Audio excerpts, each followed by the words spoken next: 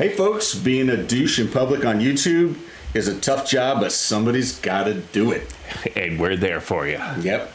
Yeah. We have a beer, we have music. Yeah. What do we got?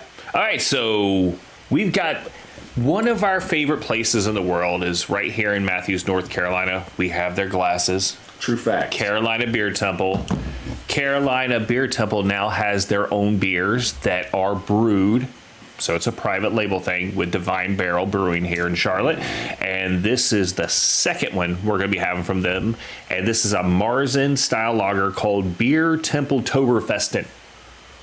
And say that 3 times fast. Sorry. Have a video from Lovebites. Yes. Live. Oh, can't wait for this one. Be right back.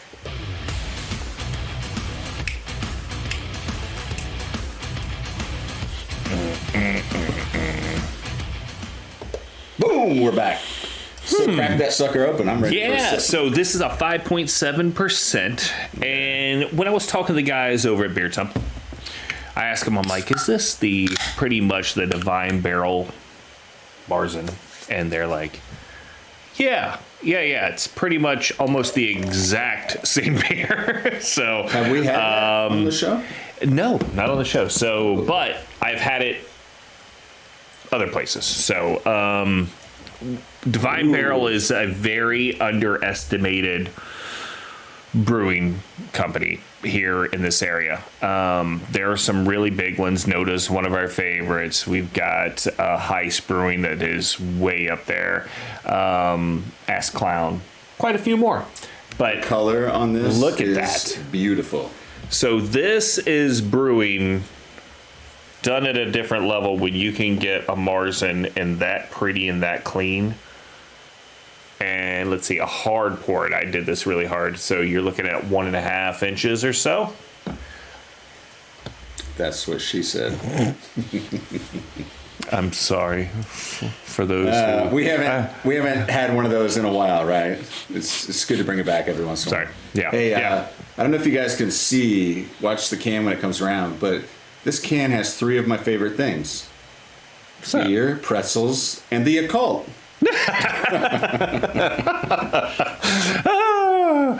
Isn't that Germany? No, I'm sorry. That was... You're thinking of Presbyterianism.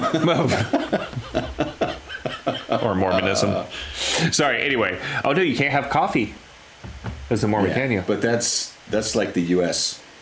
Oh. That's Salt Lake. That's Utah. That's Salt Lake, okay. That is American born. Yeah. Yeah, that was born near Prohibition. No, I'm kidding. All right, so nice. Ooh. There's no other way to describe this other than clean. And I don't know the best way to say that other than crisp.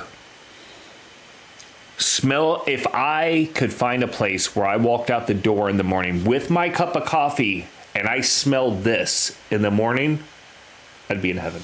And your coffee turned into this. Oh, yeah.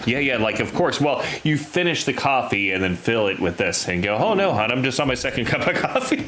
You're like, I'm going to need some water after this. Mm-hmm. Hey, guys, my beer tastes are oftentimes defined by what I hate and dislike. I don't usually like Oktoberfest, October-y type brews. Yeah. But this is the second awesome one we've had. This one's a little bit lighter than the other two.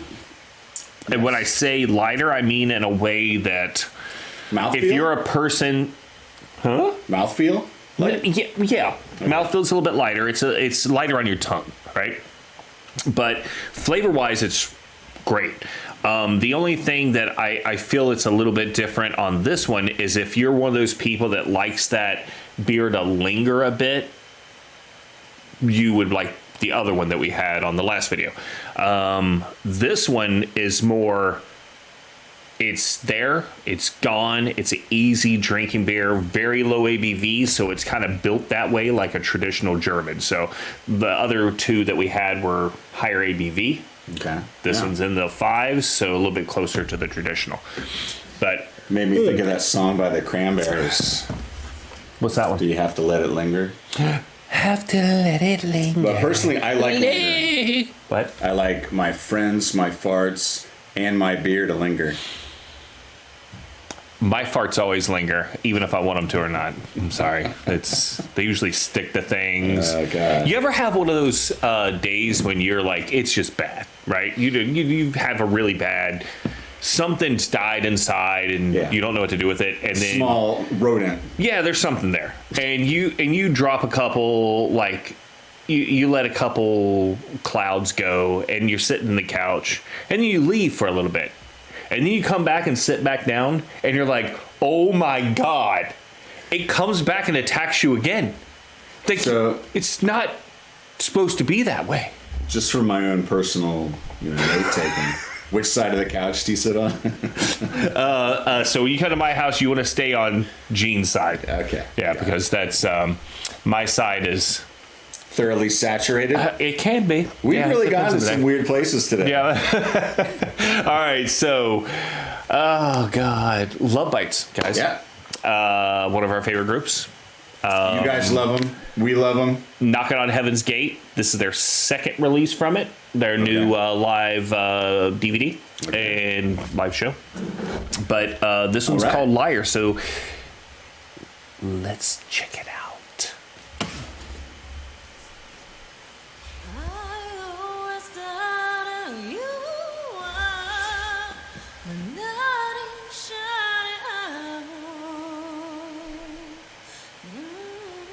Ooh, going a cappella. Is this Mariah Carey?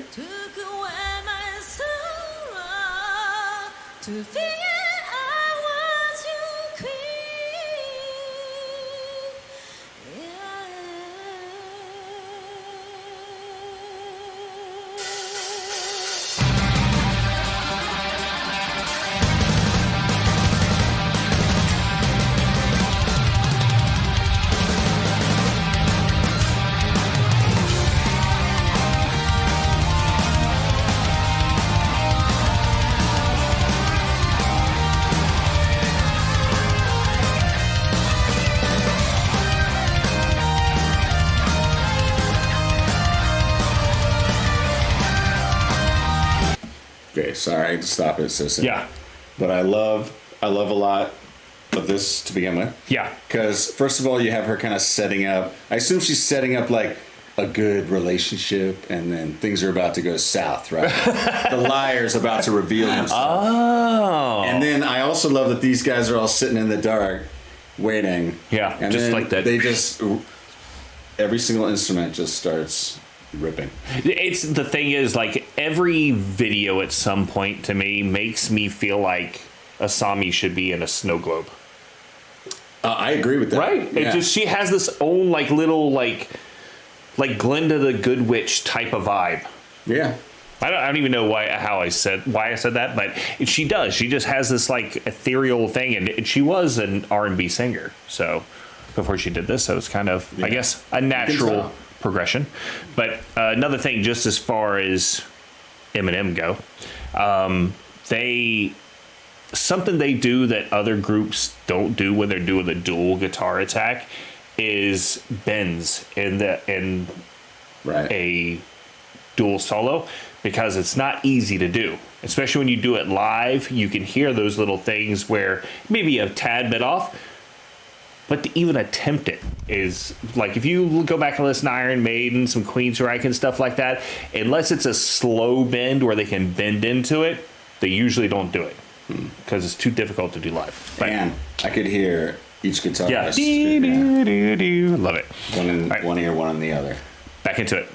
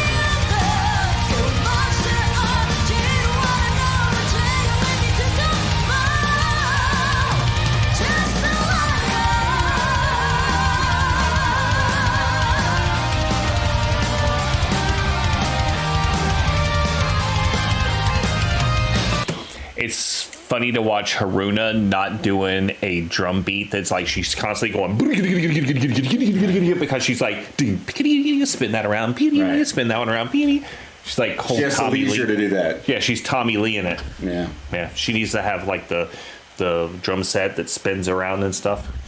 She's more deserving. She really is. Yeah, true. Yeah. True that.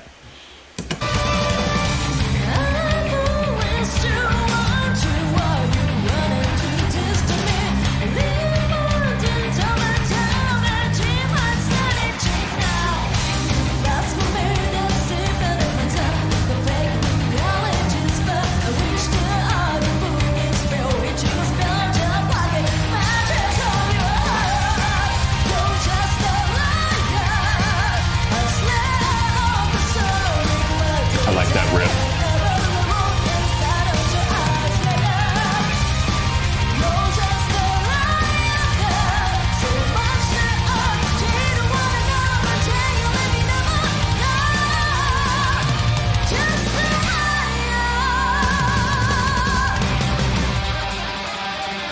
Yeah, great riff.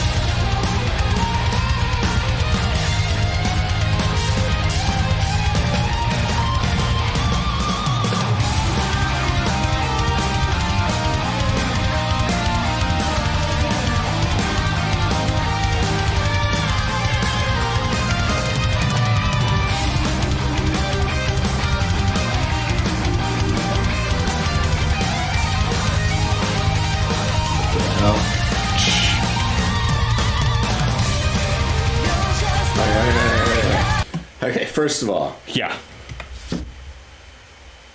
what's Miyako or Midori? Midori's is blonde. Okay, no, I'm talking about Miyako? Miyako, yeah. Yeah. So, first of all, she does a solo that would have most rock guitarists like lying on their back, spinning in circles. Yeah. You know what I mean? Yeah. And she's just standing there calmly, like. And then I just don't understand how they play together that seamlessly. Yeah. It's pretty crazy. And to the point, like, so that was like kind of like my thing. A lot of groups now play with backing tracks that are the music that you hear more than the people playing. Right. This definitely is no backing track, and that's what I love about it, is that the vocal, the guitars, the drum, you hear everything up front. If there is a backing track, I would never know. Well, it didn't seem like when they were playing guitar together, it didn't seem like it was perfect like the recording. Right, Yeah. exactly. Yeah. It's, you can tell because anybody who's, how many takes are you going to do to put it on a tape or digital, whatever? Oh, yeah. You can fix things digitally if you wanted to and get it to sync up perfectly, but it's not true and it's not real. When you hear them play live and they can do this well, it's mind blowing. Yes, it hurts my feelings being a guitarist. Bad. Okay, let's get back into it.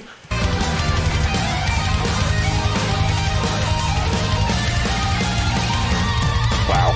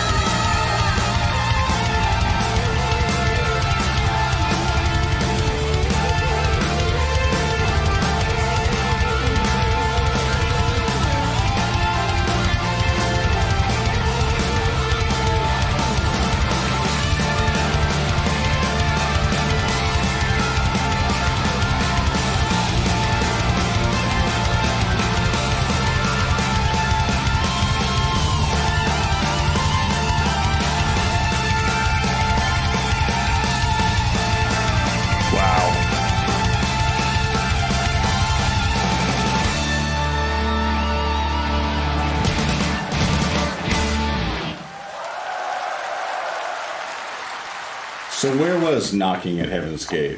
Was that just Japan. I don't it's know a where. venue or is?